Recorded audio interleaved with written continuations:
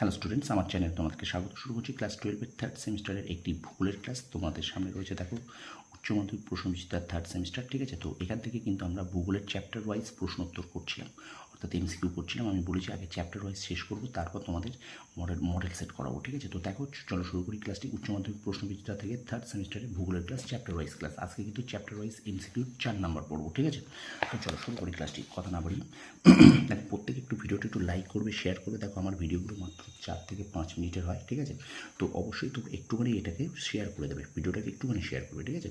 চলো দেখো, আজকে যে ক্লাসটা করবো চ্যাপ্টার ওয়াইজ এমসিকিউ 4 নম্বর ক্লাস ভূগোলের ভৌমজলের কার্য সংশ্লিষ্ট ভূমিরূপ, এই অধ্যায়টা আমরা এখন করবো, ঠিক আছে? তো চলো এখান থেকে আমরা এমসিকিউগুলো করি। দেখো বলছি, যখন বেশ কয়েকটি সিংহল যুক্ত হয়ে একটি বৃহৎ আকৃতির অবনমিত ভূমিরূপ গঠিত হয় তাকে বলে ডোলাইন। আচ্ছা, অগ্নুৎপাতের সময় ম্যাগমার সঙ্গে যে উত্তপ্ত জল বেরিয়ে আসে তাকে বলে উৎসন্ত জল। আচ্ছা, ভূপৃষ্ঠ থেকে ফ্রিয়েটিক স্তর পর্যন্ত বিস্তৃত অসম্পৃক্ত স্তরকে বলে ভাদস্তর।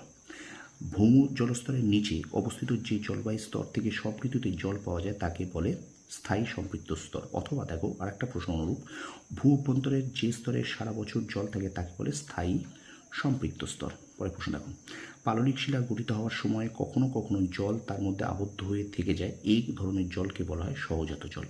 আচ্ছা, চুনাপাথর ও বৃষ্টির জল দ্বারা সৃষ্ট কার্বনিক অ্যাসিডের রাসায়নিক বিক্রিয়াকে বলে অঙ্গারযোজন। কার্স্ট অঞ্চলে গুহার ছাদ থেকে ঝুলন্ত ভূমিরূপটিকে বলা হলো স্ট্যালাকাইট। আচ্ছা, তারপর দেখুন, গুহার তলদেশ থেকে উত্থিত চুনাপাথর গঠিত ভূমিরূপকে বলে স্ট্যালাকমাইট। ভালো করে দেখবে, এটা কিন্তু একটা স্ট্যালাকটাইট, একটা স্ট্যালাকমাইট, ঠিক আছে? আচ্ছা, এবার দেখো স্তম্ভ মেলাও আছে। এটা উত্তর হবে 1-এর বি, 2-এর সি, 3-এর ডি, 4-এর এ, ঠিক আছে? এই উত্তরটা হবে। ওকে, আচ্ছা, স্তম্ভটা তোমরা দেখে নাও একটু। তারপর দেখো, চুনাপাথর গঠিত গুহায় দ্রবীভূত চুন তির্যকভাবে বৃদ্ধি পেলে নিম্নলিখিত কোন ভূমিরূপটি গঠিত হয়? হেলিকটাইট। আচ্ছা, বিবৃতি আর দেখো কারণ আছে, এটা এ ও আর উভয় সঠিক, আর এর সঠিক ব্যাখ্যা, ঠিক আছে? তোমরা এটা একটু দেখে নেবে। তো স্টুডেন্টস, ভিডিওটা একটুখানি শেয়ার করে দাও, একটুখানি তোমার বন্ধুদের মাঝে শেয়ার করো, যাতে তোমার বন্ধুরাও এই ভিডিওটা থেকে উপকৃত পায়, ঠিক আছে? আর আমার চ্যানেল যারা নতুন আছে অবশ্যই চ্যানেলটি সাবস্ক্রাইব করবে, পাশে থাকা বেল আইকনটি প্রেস করে রাখবে। চলো আমরা ভিডিওটা কন্টিনিউ করি। একটু শেয়ার করবে, একটু শেয়ার করে দাও। চলো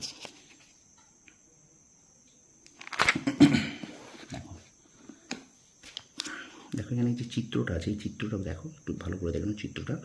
বলছে, চিত্রে 1 ও 2 নম্বর যে দুটি স্থানকে চিহ্নিত করেছে সেটা হবে স্ট্যালাকটাইট ও স্ট্যালাকমাইট। তারপর দেখো, ড্যাশ জলবায়ু অঞ্চলে কার্স্ট দ্রবীভবন প্রক্রিয়া সবচেয়ে বেশি কার্যকর আর্দ্র ক্রান্তীয় জলবায়ু। আচ্ছা, ভুল জোড়াটি নির্বাচন করো, এর মধ্যে কোনটা হবে? ভুলটা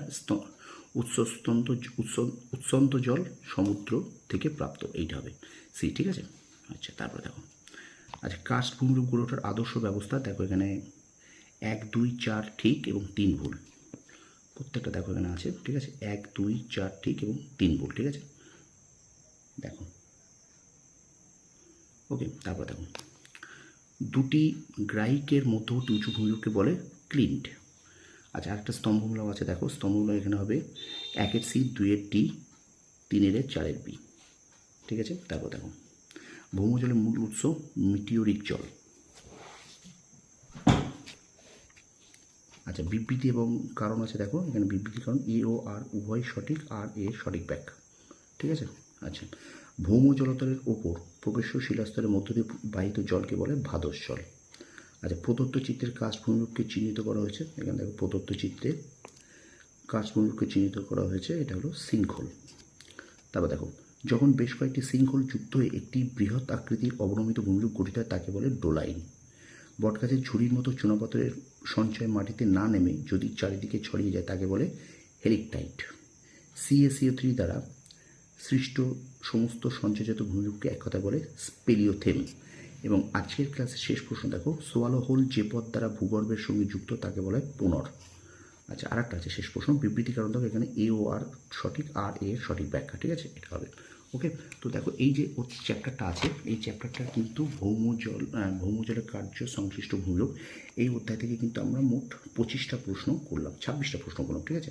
তো কালকে এই চ্যাপ্টারটা শেষ করিয়ে দেবো। তো ভিডিওটা অবশ্যই কিন্তু তোমরা একটু লাইক করবে, কমেন্ট করবে, আর বন্ধুদের মাঝে বেশি করে শেয়ার করবে, ঠিক আছে? দেখো, এখানে কিন্তু অনেকগুলো এখন প্রশ্ন এখনও আমি পর্যন্ত করিয়েছি 26টা, ঠিক আছে। এখন এই প্রশ্নগুলো আছে, এগুলো কিন্তু আমি আগামীকাল ভিডিও দিয়ে দেবো, ঠিক আছে। তো অবশ্যই কিন্তু তোমরা লাইক করো, শেয়ার করো বন্ধুদের মাঝে, আর নতুন হলে আমার চ্যানেল অবশ্যই কিন্তু চ্যানেলটি সাবস্ক্রাইব করো, পাশে থাকা বেল আইকন প্রেস করো। তোমরা সফল হও, তোমাদের সাফল্য কামনা করি। ধন্যবাদ।